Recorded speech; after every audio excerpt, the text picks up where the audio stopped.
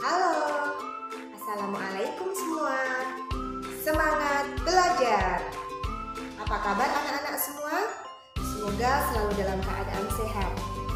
Anak-anak hebat, pasti kalian pernah menjumpai kejadian seperti es meleleh, besi berkarat, dan buah mangga membusuk. Ketiganya mengalami perubahan. Namun, perubahan yang terjadi pada ketiganya berbeda. Untuk mengetahui lebih jelas, yuk simak materi berikut.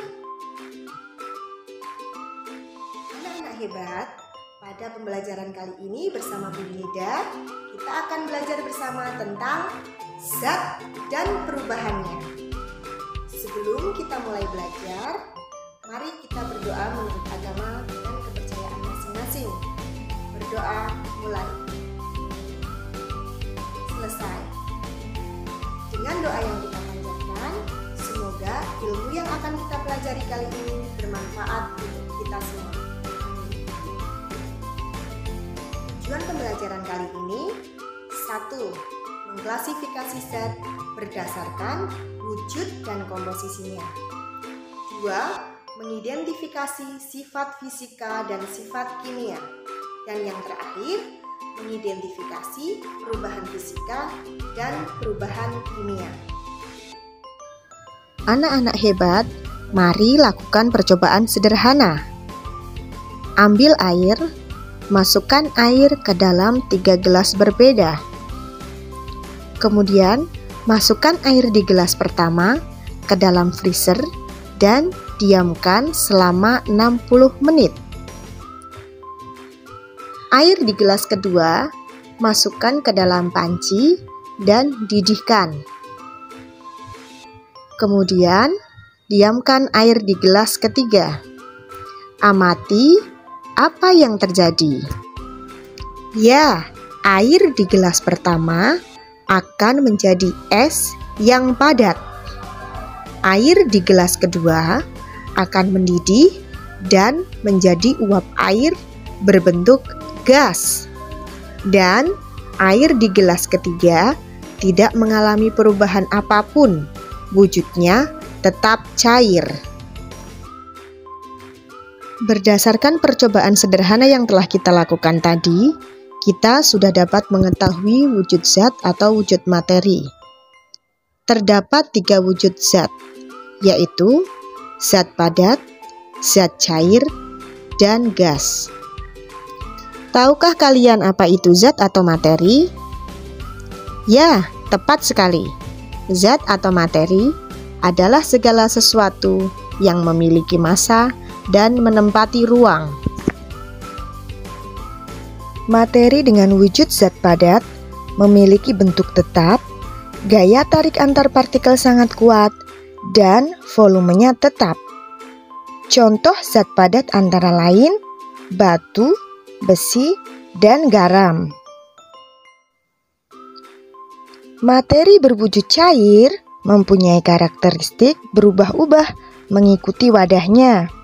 Jarak antar partikel tidak terlalu rapat, tapi volumenya tetap.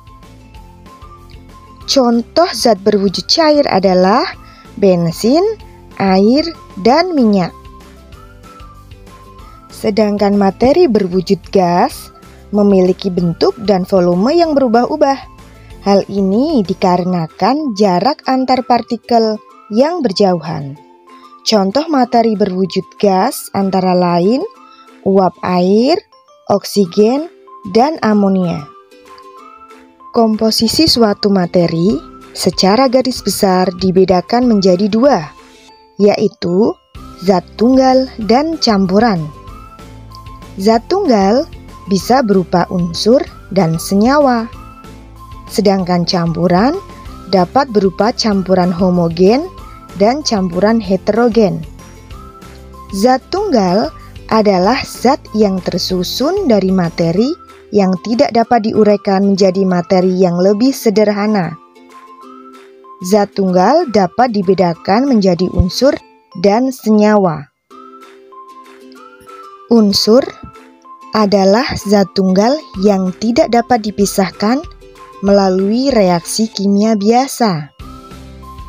Unsur yang ada dapat berupa unsur logam, unsur non-logam, dan unsur semi-logam.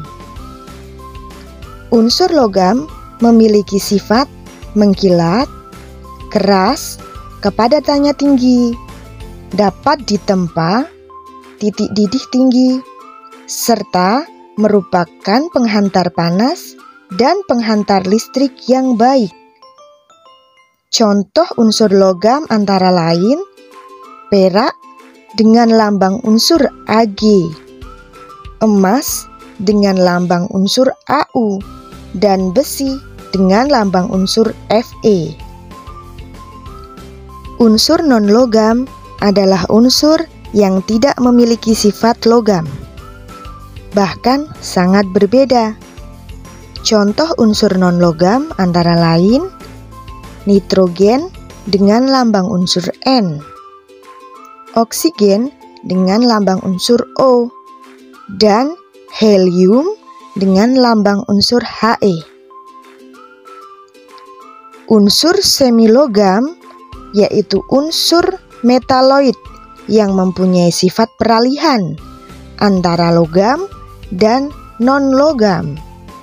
Contoh unsur semilogam antara lain silikon dengan lambang unsur Si, arsen dengan lambang unsur As, dan boron dengan lambang unsur B.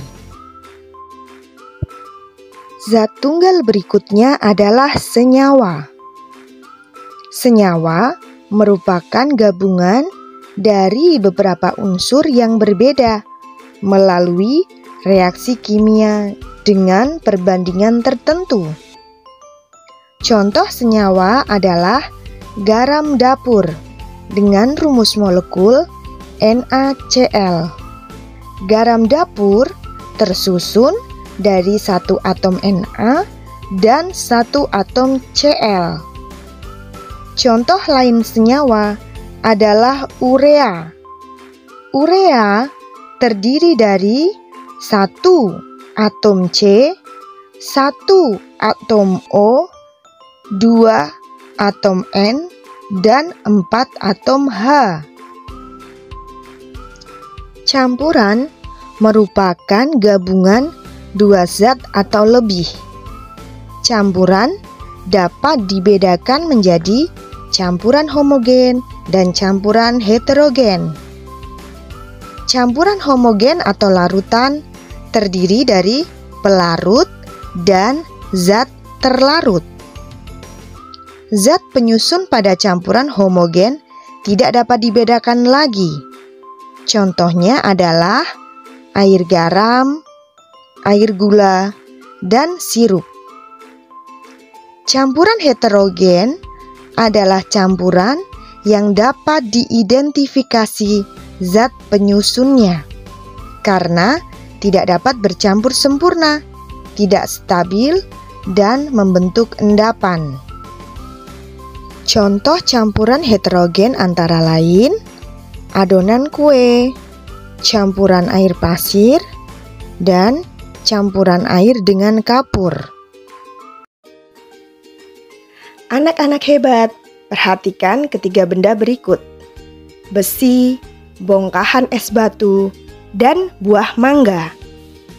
Dapatkah kalian menyebutkan bagaimana sifatnya? Wah, hebat sekali! Ya, besi berbentuk padat dan mudah berkarat. Bongkahan es batu mudah mencair. Sedangkan buah mangga mudah membusuk. Namun, sifat materi tidak hanya itu. Yuk, kita pelajari bersama apa saja sih sifat materi itu? Secara garis besar, sifat materi dibedakan menjadi dua, yaitu sifat fisika dan sifat kimia. Yang pertama, sifat fisika. Sifat fisika adalah sifat yang berkaitan dengan keadaan fisik suatu zat. Yang termasuk sifat fisika adalah bentuk, warna, bau, kekerasan, titik didih, titik beku, daya hantar, ukuran partikel, serta massa jenis. Bongkahan es batu dapat berubah menjadi cair ketika terkena panas. Intinya, ketika suatu benda kehilangan atau mendapatkan panas, maka benda tersebut dapat mengalami perubahan wujud.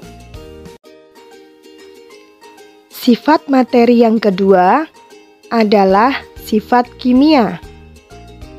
Sifat kimia merupakan sifat yang berhubungan dengan mudah atau sulitnya suatu zat bereaksi secara kimia.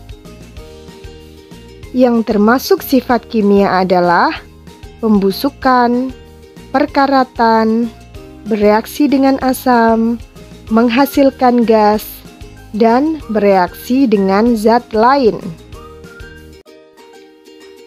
Reaksi zat makanan dengan udara dapat menimbulkan pembusukan. Oleh karena itu, kita menyimpan makanan atau minuman tertentu dalam kulkas agar tidak mudah membusuk. Reaksi zat makanan dengan udara dapat menimbulkan pembusukan. Oleh karena itu, kita menyimpan makanan atau minuman tertentu dalam kulkas agar tidak mudah membusuk. Perkaratan ditimbulkan oleh reaksi logam dengan air dan oksigen. Besi akan mudah berkarat. Untuk itu, perlu adanya pengecatan, pelapisan dengan logam lain seperti krom, atau juga bisa di blackening. Anak-anak hebat, kalian tentu pernah menyobek atau membakar kertas, bukan? Nah, dari dua contoh tersebut, sebuah benda dapat mengalami perubahan, baik secara fisik maupun secara kimia. Dapatkah kalian membedakannya? Yuk, mari kita bahas bersama. Perubahan materi yang pertama kita bahas adalah perubahan fisika. Perubahan fisika hanya mengubah sifat fisik zat dan tidak menghasilkan zat baru. Perubahan fisika memiliki ciri-ciri. Yang pertama, materi sebelum dan sesudah perubahan adalah sama. Yang kedua, materi dapat kembali ke bentuk semula. 3. Materi masih memiliki sifat zat asalnya. Perhatikan perubahan wujud zat berikut. Benda padat dapat berubah wujud menjadi gas maupun menjadi zat cair. Demikian pula sebaliknya. Hal ini terjadi karena adanya perubahan suhu, baik karena pemanasan maupun karena pendinginan. Perubahan materi selanjutnya adalah perubahan kimia. Perubahan kimia adalah perubahan yang menghasilkan materi baru. Tanda terjadinya perubahan kimia antara lain: 1. Adanya perubahan warna. 2. Terbentuknya gas. 3. Terbentuknya endapan. Perubahan kimia dapat berupa fermentasi, perkaratan, pembakaran, serta pembusukan. Nah, anak-anak hebat semua, demikian tadi kita sudah mengenal apa itu materi, sifat materi, dan perubahan materi. Setelah mempelajarinya, diharapkan anak-anak selanjutnya dapat mengetahui cara bagaimana agar es krim tidak mudah mencair, agar besi tidak mudah berkarat, dan bagaimana caranya agar buah mangga tidak mudah membusuk. Demikian video pembelajaran kita kali ini. Semoga bermanfaat dan dapat membantu. Jangan lupa tetap semangat belajar. Sampai jumpa di video pembelajaran berikutnya. Assalamualaikum warahmatullahi wabarakatuh.